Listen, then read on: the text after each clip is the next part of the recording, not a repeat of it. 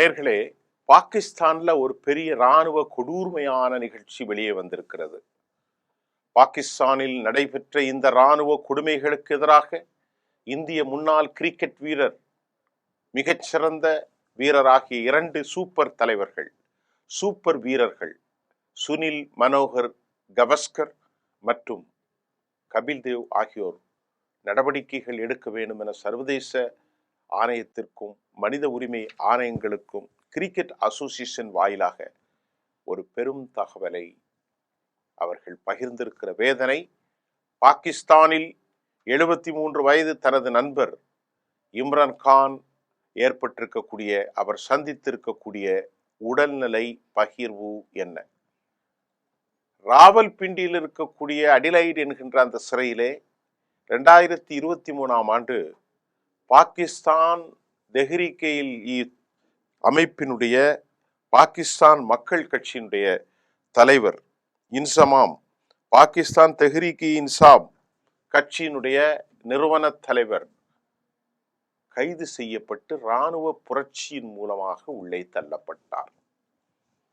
பாகிஸ்தானில் உள்ளே தள்ளப்பட்ட தெஹ்ரீக்-இ-இன்சாப் கட்சியினுடைய தலைவர், அவர் மீது மிகப்பெரிய அளவில் ஊழல் குற்றச்சாட்டுகளை அசீம் முனீர் என்கின்ற பஞ்சாபி இனத்தை சார்ந்த இராணுவ தளபதி, அதே சமயம் பாகிஸ்தானில் பட்டான் சமூகத்தை சார்ந்தவர் இவர் கான் என்றால் பொதுவாக அப்படித்தான் இருப்பார்கள். இது அல்லாமல் பாகிஸ்தானில் இன்னும் சில சமூகங்கள், பலுச் சமூகங்கள், இன்னும் தலிபான்களை சேர்ந்த பல சமூகங்களும் உண்டு. ஒரு நேர்மையான ஆட்சிக்கு வித்திட்ட, இந்தியாவோடு சமாதானத்துக்கு முயற்சி செய்த ஒரு கல்வியாளர், ஒரு பெரும் கிரிக்கெட் வீரர், ஆக்ஸ்போர்ட் யூனிவர்சிட்டியில் பயின்றவர், இவருடைய நிலைகள் முழுவதும் அமெரிக்காவுக்கு எதிராக இருந்ததுதான் முக்கியம். நாட்டை ஒருமைப்படுத்தும் விவகாரத்தில் இவர் மற்ற நாடுகளோடு இணைந்து செயல்பட்டார். இது அமெரிக்காவுக்கு பெரும் சிக்கலை ஏற்படுத்தியது. தெஹ்ரீக்-இ-இன்சாப் கட்சியினுடைய தலைவரை 2018 23 வரை பாகிஸ்தானில் ஒரு ஆட்சி மாற்றத்தின் விளைவாக பெரும் புரட்சி செய்தார்கள். தனிப்பெரும் மெஜாரிட்டியோடு ஆட்சி செய்த தெஹ்ரீக்-இ-இன்சாப் கட்சியின் தலைவர், அவரை கைது செய்தது புரட்சியின் மூலமாக இராணுவத்தின் அசீம் முனீர். பாகிஸ்தானை பொறுத்தவரை அந்த நாட்டில் ஜனநாயகம் எப்போதும் கேள்விதான். 1950களுக்கு பின்பு யஹியா கான், ஆகா கான், அதற்கு பிறகு ஜியாவுல் ஹக், பர்வேஸ் முஷரப், அசீம் முனீர், இப்படி பல புரட்சிகள் பல காரணங்களால 69லிருந்து 71 யஹியா கான், அதுக்கு முன்பு 50களுக்கு பின்பு, அதற்கு பின்பு ஜியாவுல் ஹக், சுல்ஃபிகார் அலி பூட்டோ தூக்கிலிடப்பட்டது, பர்வேஸ் முஷரஃபுடைய ஆட்சி, இந்த மாதிரி பல்வேறு இராணுவ புரட்சிகள் இந்தியாவோடு ஒரு நாள் முன்பின்னு தான் நடந்தது.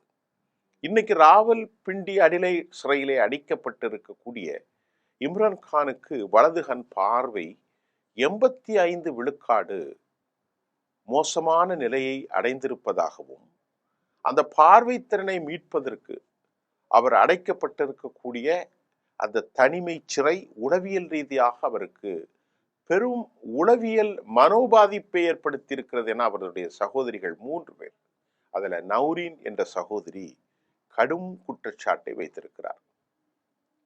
ஆனாலும் மனிதநேயம் காக்க வேண்டிய பாகிஸ்தான் முன்னாள் பிரதமரை, ஒரு சிறந்த துடுப்பாட்டக்காரருக்கு சிறந்த ட்ரீட்மெண்ட் கொடுக்கணும் அப்படின்னு அவருடைய கட்சியினுடைய ஸ்போக்ஸ் பர்சன் சுல்ஃபிகார் அல் புகாரி பாகிஸ்தானில் மீடியாக்களிடத்தில் செலவழித்தார்.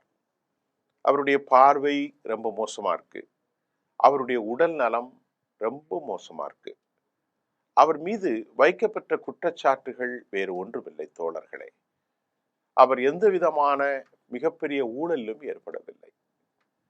அரசில் இருக்கிற போது அவருக்கு கொடுக்கப்பட்ட பரிசு பொருட்களை தன் இல்லத்துக்கு எடுத்து சென்றார். இதுதான் அவர் மீது வைக்கப்பட்டது. அரசின் பரிசு பொருட்கள், அது என்ன பெரிய கோடியான கோடிலாம் இல்லை, அதை தனக்கு வழங்கப்பட்டதை தான் இல்லத்துக்கு எடுத்து சென்றார். இதை எப்படி நீ எடுத்து செல்ல போகிறாய் என்ற கேள்விக்குத்தான் அசீம் முனீர் அவர் மீது 17 ஆண்டுகள் பாகிஸ்தான் இராணுவ கோர்ட்டில் ஊழல் புகாரில் அவர் அநீதியாக தண்டிக்கப்பட்டார். நௌரின் என்ன சொல்றாங்கன்னா, இந்த அசீம் முனீர் ஒரு குரானிக் பேஸ்டு இஸ்லாமிக் தலைவராக தன்னை உருமாற்றிக் கொள்வதற்கு அவர் முனைகிறார். அமெரிக்காவுடைய ஆதரவோடு தான். ஏன்னா அமெரிக்காவுக்கு சென்றார்கள், சந்திக்கிறார்கள், எல்லாம் நடக்கின்றது. திருக்குரானுடைய வசனங்களுக்கு மாற்றமாக அவருடைய ஆட்சி இருக்கிறது. ஆனால் நௌரின் சொல்கிறார், அவர் குரானை மேற்கோள் காட்டி இஸ்லாமிய ஆட்சி நடத்துவதற்போன்று ஒரு மாயப்பிம்பத்தை கட்டமைத்து கொண்டிருக்கிற அசீம் முனீர் அவருடைய நடைமுறைகள் குரானுடைய வசனங்களுக்கு ஏற்புடையதாக இல்லை, கீழ்ப்படிதலும் இல்லை என திவி கட்டுரை தெரிவிக்கின்றது. அவருடைய 3 சகோதரிகளும் 73 வயதான தன் சகோதரனுக்கு ஏற்பட்டிருக்கிற ஒரு பெரும் பாதிப்பிலிருந்து விடுதலையாக வேண்டும் என சட்ட உணர்வுகளை, சட்ட நுணுக்கங்களை கொண்டு அவர்கள் பெரும் ஆர்ப்பாட்ட போரில் ஜனநாயக வழியில் ஈடுபடுவதை சுல்பிகார் அல் புகாரி செய்தி தொடர்பாளர் உறுதி செய்திருக்கிறார். இதற்கிடையேதான் இந்தியாவிலிருந்து அவருக்கு ரொம்ப நெருங்கியவர்கள், இந்திய பாகிஸ்தான் போட்டிகள் நடக்கின்ற போது 70களுக்கு பின்னான காலகட்டங்களில் 80களில் வசீம் அக்ரம், அதே போன்று பாகிஸ்தானில் முதல் கட்ட பந்து வீச்சாளராக இம்ரான் கான் போன்ற மாபெரும் வீரர்களோடு அன்றைய உலக சாம்பியன்களாக சுனில் மனோகர் கவஸ்கர், கபில் தேவ், இப்படி பெரும் உறவுகள் அவர்களுக்கு உண்டு. ஜவேத் மியாண்டடும் இதோடு இருந்தார். இந்த நிலையில் தன் அன்பு நண்பருக்கு, அவர்கள் இன்றைக்கும் தொடர்பில் தான் இருக்கிறார்கள், ஏற்பட்டிருக்கிற இந்த பெரும் வீழ்ச்சி, பெரும் உளவியல் ரீதியான சித்திரவதை, பிரசிக்கு பண்றதை அவர்களால் ஏற்றுக்கொள்ள முடியாமல் ரோட் த லெட்டர் பாகிஸ்தானுடைய ஜுடிஷியரி அவர்கள் எழுதியிருக்கிறார்கள். பாகிஸ்தானுடைய உயர்நீதிமன்றம் அவரை அந்த சிறையிலிருந்து தனிமைச் சிறையில் வைத்திருப்பதையும் உடனடியாக ஒரு நல்ல ட்ரீட்மெண்ட் கொடுக்கக்கூடிய அளவில் வசதிகளான எந்த பாதிப்பும் இல்லாத ஒரு சிறையிலே அவரை அடைக்குவதற்கு எதிர்மனுவை அவர்கள் ஒப்புக்கொண்ட போதும் ஒபே செய்யாமல், பாகிஸ்தானுடைய சட்ட விதிகள் அவர்களுடைய தீர்ப்புகளை முழுவதும் நிராசை செய்து நிராகரிக்கக்கூடிய அளவிலே அசீம் முனீருடைய அரசு நடந்து வருவதையும் கூட பாகிஸ்தான் இம்ரான் கானுடைய சகோதரி டாக்டர் நௌரின் சுட்டி காட்டியிருப்பதையும் நாம் இங்கே பார்க்கக்கூடியதாக இருக்கிறது. அவர் என்ன சொல்கிறார் என்று பார்ப்போம். அவர் சொல்கிறார், நீங்க இவர் Munir declare yourself the chief of the Muslim armed force, நீனே உன்னை ஒரு இஸ்லாமிய போர் வீரனாக, தலைவராக அடையாளப்படுத்திக் கொள்கிறாய். யார் சொல்றா? இம்ரான் கானுடைய சகோதரி நௌரின்.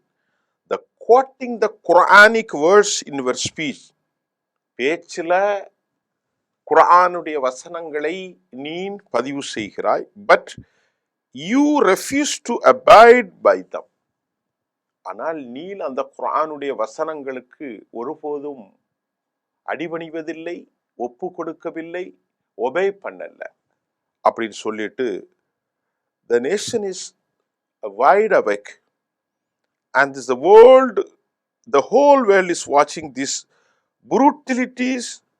யாருக்கு மேல? இவர் மீது நடந்த அதிகார அக்கிரம தாக்குதல், brutality and inhuman and despicable treatment in Imran Khan. ரொம்ப மோசமான ட்ரீட்மெண்ட் இல்லாத மோசமான உளவியல் சித்திரவதைகளை எல்லாம் அவர் சொல்கிறார். குர்ஆன் இப்படி சொல்லவில்லை, மனிதர்களுடைய நேசத்தையும் மனிதர்களுடைய இரக்கையும் காட்டுகிறது என்று சொல்லிவிட்டு அவருடைய கவலைகளை பகிர்ந்திருக்கிறார். அதே சமயம் பாகிஸ்தான் அண்டர் இல்லெஜிட்டிமேட் சட்டவிரோத நடவடிக்கை அசீர் முன்னீர் தலைமையில் நடக்கிறது.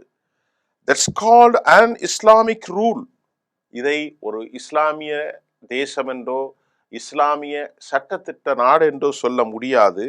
It is represent the propound the trails of your beliefs, your command and your impending judgment. சொல்றாங்க. யார் சொல்றா? நௌரீன் சொல்றாங்க, அவருடைய சகோதரி. இப்ப இந்த சூழ்நிலையில அவருக்கான ட்ரீட்மெண்ட் கண்டிப்பா கொடுக்கணும் அப்படிங்கிறது தான் தி வீக் செய்தியில நாம வெளியிட்டிருக்கிறோம். Khan has been ஜெயில்டு.